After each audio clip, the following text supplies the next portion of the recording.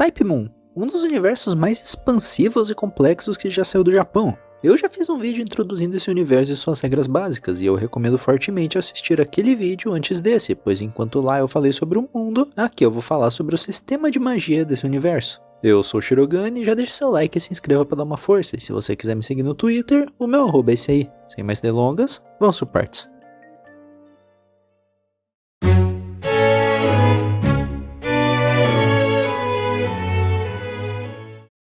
Primeiramente, existem dois tipos distintos de magia. Majutsu, que eu vou traduzir para magia, e Mahou, que eu vou traduzir para mágica. Magia é uma ciência. Um mago só pode realizar feitos fisicamente possíveis por métodos normais, porém utilizando métodos sobrenaturais. Por exemplo, criar fogo. Eu, você e qualquer um podemos criar fogo acendendo um isqueiro, esfregando madeira, raspando pederneira, etc. Já um mago pode criar fogo com magia. Enquanto nós utilizamos termodinâmica para transformar energia em fogo, um mago burla esse processo e usa sua própria magia para transformar sua energia mágica em fogo. Basicamente, magia é criar resultados mundanos através de milagres. Não se existe um limite claro do que um mago pode fazer, o único limite é o que quer que ele faça deve ser possível através de métodos naturais. Um mago não pode fazer nada impossível, ou seja, conforme a ciência evolui, magos também evoluem juntos, estudando cada vez mais para criar novas aplicações para magia. Conforme nós, meros mortais, aprendemos mais sobre as leis que regem o universo e evoluímos a nossa tecnologia, magos fazem o mesmo com a magia deles.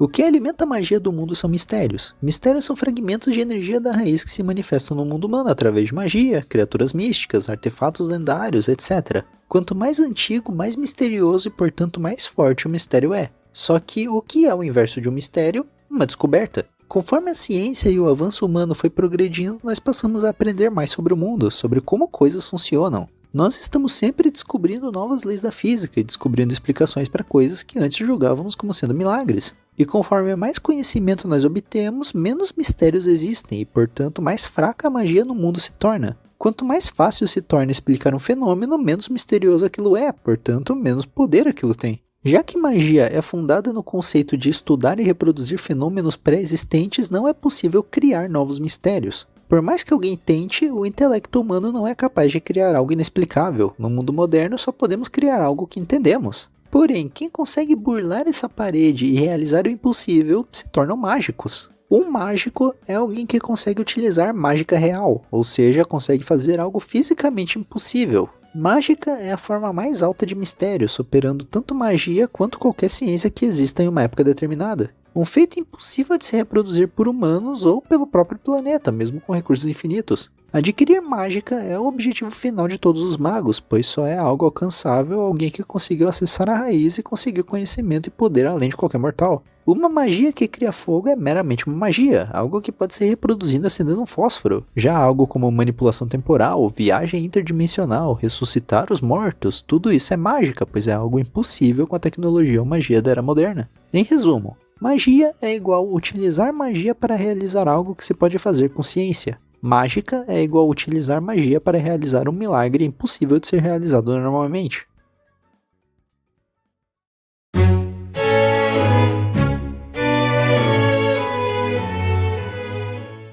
Toda magia já foi uma mágica um dia, ela puxa um tanto de poder da raiz e de seu mistério. Porém, desde o começo dos tempos, a humanidade progressivamente foi apagando mistérios conforme ela foi evoluindo. Quanto mais a ciência aprende a explicar fenômenos, quanto mais a luz do conhecimento se expande, os mistérios perdem poder. Eles se tornam conhecimento comum. Chuva não é um mistério, é só água evaporada caindo na terra. Fogo não é um mistério, é só combustão. Nos tempos modernos existem pouquíssimas coisas que não podem ser explicadas pela ciência e por isso a magia está morrendo. O principal objetivo do sistema taumaturgo é realizar milagres, tornar possível o impossível. Se algo não pode ser atingido com magia moderna, os magos voltam à pesquisa e desenvolvimento para tornar aquilo possível. Quanto mais poderosa a magia, quanto mais complexa e menos limitada, mais ela se aproxima de mágica real. Por isso uma batalha entre dois magos nunca é decidido por quem tem mais poder, e sim qual dos dois magos possui o sistema com menos regras e limitações. Não é uma questão de força, e sim o conceito que alimenta esse poder.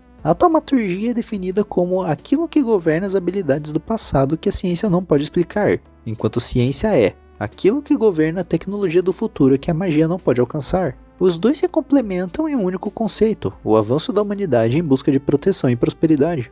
A regra primária da magia é troca equivalente. Em um nível mais básico, magia é simplesmente realizar algo que já existe ou pode acontecer segundo a ciência, apenas com métodos alternativos. Fenômenos que não pertencem a esse mundo não podem ser reproduzidos, é um limite fixo. Para que algo seja criado, outra coisa precisa ser dada ou modificada em troca. A base de toda magia é o uso de energia mágica para produzir algo que existe ou pode existir.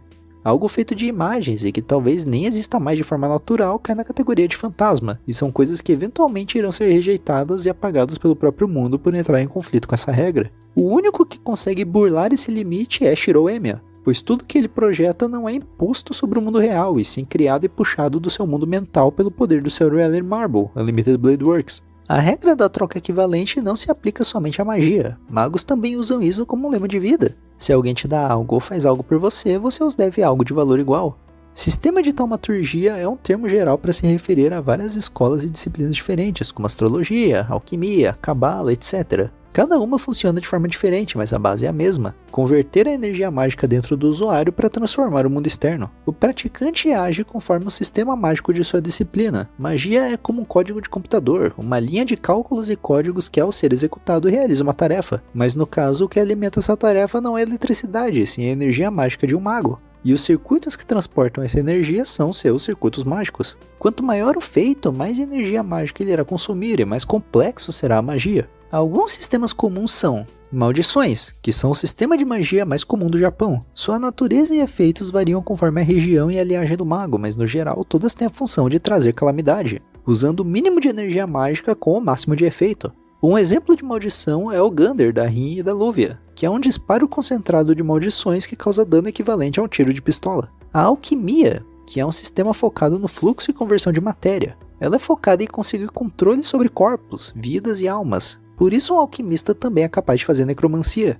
Alquimistas, diferentes de outros magos, não praticam rituais e sim os descobrem através de ciência e estudo. A alquimia pode ser dividida entre duas escolas distintas: a alquimia egípcia praticada pela Fundação Atlas e a alquimia ocidental praticada pela Torre do Relógio. Enquanto ambos possuem conceitos semelhantes, elas têm métodos e objetivos bem distintos. A alquimia da Torre do Relógio foi desenvolvida no período medieval como uma fundação para a taumaturgia moderna. Se magia é como um programa de computador sendo executado para fazer algo, a alquimia é como um código base que serve para fazer vários programas diferentes. O objetivo da alquimia moderna é transformar materiais, como transformar chumbo em ouro ou um humano em um deus. Ou seja, a alquimia é a transformação de matéria no geral, não minerais, mas líquidos, gases e até conceitos abstratos como vidas e almas, como a criação de homúnculos. A magia da família Iceburn é inteira baseada em alquimia, em específico a criação e manipulação de matéria, com sua aplicação mais comum sendo a criação de homúnculos, a transferência de consciência, e claro, a criação do receptáculo para o Santo Graal. Já a alquimia egípcia usada pela Atlas é focada na conversão de fenômenos.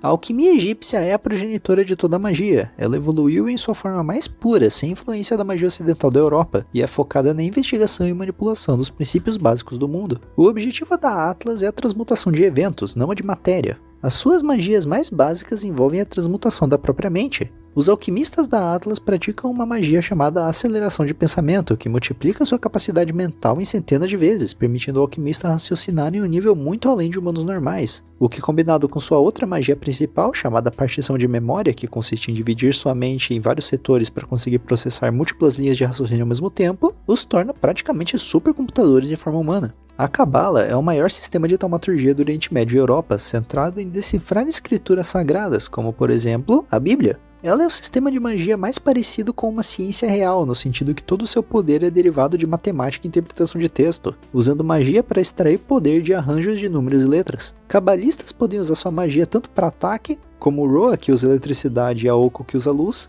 quanto para a criação de golems, como a Vicebron. Um golem cabalista é muito poderoso e em casos extremos pode ter um nível de poder par com um servo, porém nenhum mago da era moderna pode de fato criar golems tão poderosos assim.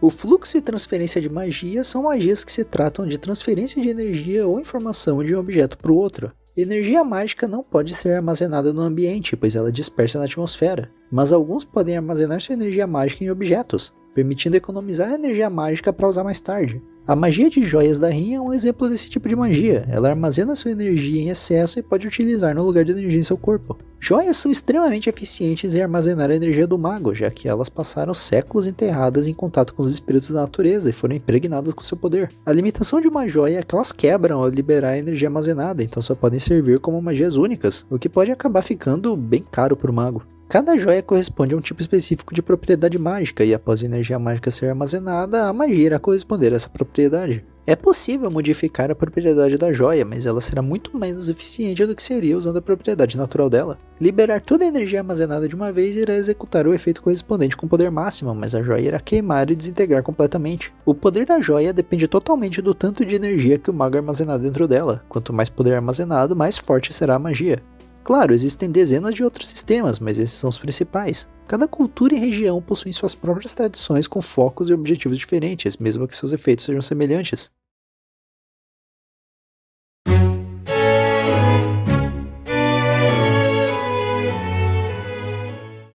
Uma fundação taumatúrgica, também conhecida como fórmula mágica maior, é um conjunto de fórmulas matemáticas mágicas. Cada uma tem um tipo de magia pré-programada que é executada quando o mago conecta os seus circuitos mágicos e envia energia mágica como combustível. Cada sistema grava a própria base teórica no mundo, e quanto mais longe dessa base alguém for, mais fraca será a magia, pois perdem a ajuda da Terra. Por exemplo, quando os Makiri migraram para o Japão, eles se afastaram muito da sua base do seu sistema de magia, o que levou a linhagem a enfraquecer até que o potencial mágico completamente deixasse a linhagem. Fundações taumatúrgicas são vistas por pessoas normais como religião ou um estudo, e por isso acabam se espalhando naturalmente. A fundação mais forte e dispersa no mundo é da Igreja Católica, e por isso membros da igreja podem realizar sua magia sagrada em qualquer lugar do mundo. Encantações são o primeiro passo para ativar a magia de um sistema. Elas são mais um ritual simbólico do que realmente prático, mas têm um papel importante em ajudar o mago a focar na tarefa de acessar os seus circuitos mágicos e realizar as suas magias. Não é um método de se comunicar com o mundo ou algo assim, mas para se comunicar consigo mesmo. Muitos magos usam encantamentos diferentes para a mesma magia, por causa de como suas mentes funcionam de forma distinta.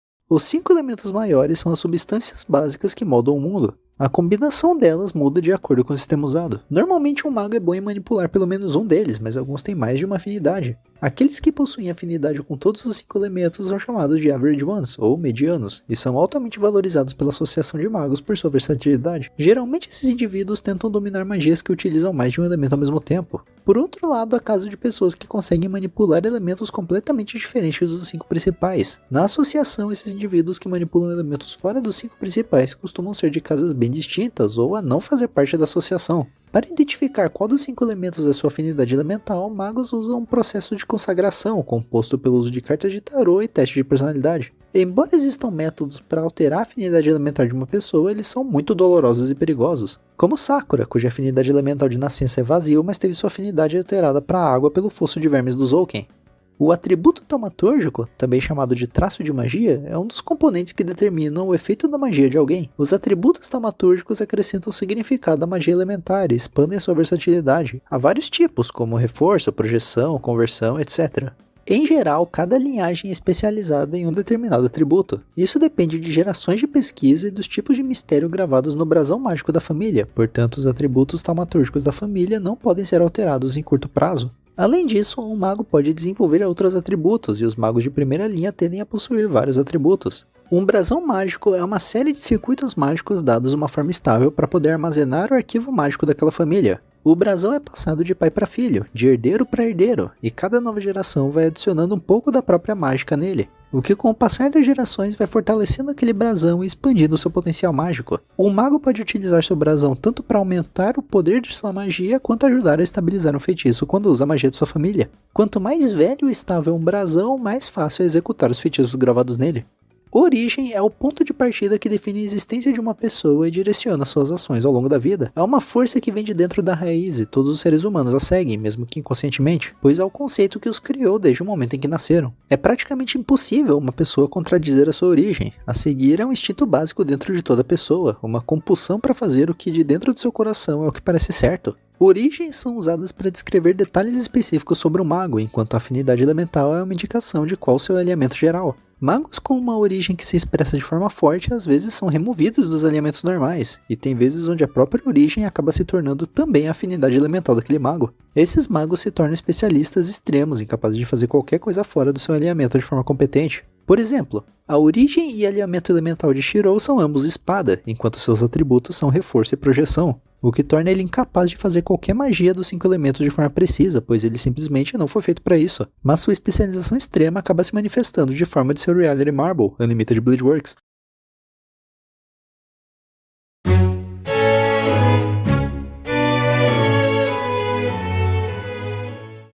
Barreiras são magias geográficas, onde o mago cria um campo com energia mágica em volta de um espaço para separar o interior do exterior, isolando aquele espaço do mundo externo, então impondo um efeito do lado de dentro do campo. É o principal feitiço de defesa para proteger a si mesmo e sua propriedade. Existem infinitos tipos de barreira de níveis e efeitos diferentes. Alguns escondem o local da visão das pessoas, seja por um muro físico ou com uma barreira invisível. Outros limitam a magia usada dentro do local, outros são só alarmes e assim por diante. A barreira ideal é uma que é tanto indetectável quanto imune à interferência externa, uma que só sugere que o local não existe é vista como uma barreira de alto nível, já uma que só simula outro mundo dentro da barreira é visto como um trabalho amador. Uma vez erguida, o limite estabelecido é o que limita os poderes da barreira, mas é possível expandir o seu alcance com magia. Remover uma barreira erguida por outra pessoa é possível se você encontrar as runas, desde que não sejam muito avançadas. Caso ela seja muito complexa para ser destruída, ainda é possível desativar dissipando a energia mágica usada para erguê-la, mas o mago que a construiu pode simplesmente a reativar alimentando a energia mágica na runa. O tipo mais poderoso de barreira se chama Reality Marble, que cria um próprio espaço dentro da barreira. É a coisa mais próxima de magia real, é um grande tabu na associação de magos, o mistério dos mistérios, o pináculo da capacidade de um mago de forçar a sua vontade sob a vontade do planeta. Um Reality Marble é o ápice da materialização e projeção do mundo interior de um mago, onde ele temporariamente força o seu mundo interior a se materializar como uma camada por cima do mundo real, agindo como um tipo de outra dimensão sobreposta sob o mundo real. O mundo criado por um Reality Marble é completamente separado da realidade normal, substituindo de fato o mundo real dentro do seu alcance e criando uma barreira distinta que impede tanto o Reality Marble de afetar o mundo real, quanto o mundo real de afetar o Reality Marble. Um Reality Marble consiste em trocar temporariamente o eu com o mundo. O tamanho do eu e do mundo temporariamente trocam de tamanho, com o tamanho do eu se expandindo para engolir o mundo, enquanto o mundo é encolhido e temporariamente guardado. O Reality Marble engole todos que estiverem dentro do seu alcance, fazendo os afetados sumirem do mundo real. Magos ainda podem sentir a presença da barreira, mas não podem afetar ela por fora. O mundo constantemente tenta rejeitar o Reality Marble, já que ele é uma existência não natural. Por isso é necessária uma quantidade absurda de energia mágica para construí-lo e mantê-lo. Por isso só podem ser usados por alguns minutos, mas por causa do seu poder, isso costuma bastar. Cada Reality Marble tem seu próprio padrão e regras. Já que ele é a realização da alma do mago sobreposta de forma física, o usuário não pode adicionar sua própria vontade na barreira. Ela sempre reflete o seu estado mental independente da vontade do usuário. Um praticante pode utilizar o seu Reality Marble sem o materializar totalmente. Shirou pode usar a projeção e reforço sem ativar o Unlimited Blade Works. Skander pode invocar soldados do Ionia Retairoi no mundo real sem que o mundo os rejeite. Alguns podem se manifestar internamente, como o Unlimited Blade Works, quando sai de controle e começa a criar espadas dentro do corpo de Shirou. Um Reality Marble é a magia mais próxima de mágica real, mas ainda assim não chega lá, já que o mundo ainda rejeita a projeção do mundo interior, enquanto a mágica real completamente ignora os princípios de magia para fazer o impossível. Caso dois Reality Marbles sejam utilizados ao mesmo tempo, o que tiver uma vontade maior vai sobrepor o outro, e se ambos tiverem o mesmo poder, eles irão se manifestar ao mesmo tempo e tentar reescrever o outro. Já que o Reality Marble não se move do local onde foi criado, os dois usuários precisam decidir trazer o oponente até seu mundo ou invadir o mundo do oponente, ou então ambos ficam empatados até acabar a energia de ambos. No caso de Shirou e Archer é uma exceção, já que ambos possuem o mesmo Reality Marble. Em vez de competir, eles se manifestam independentemente, e um é capaz de meio que converter o outro caso a sua vontade seja maior.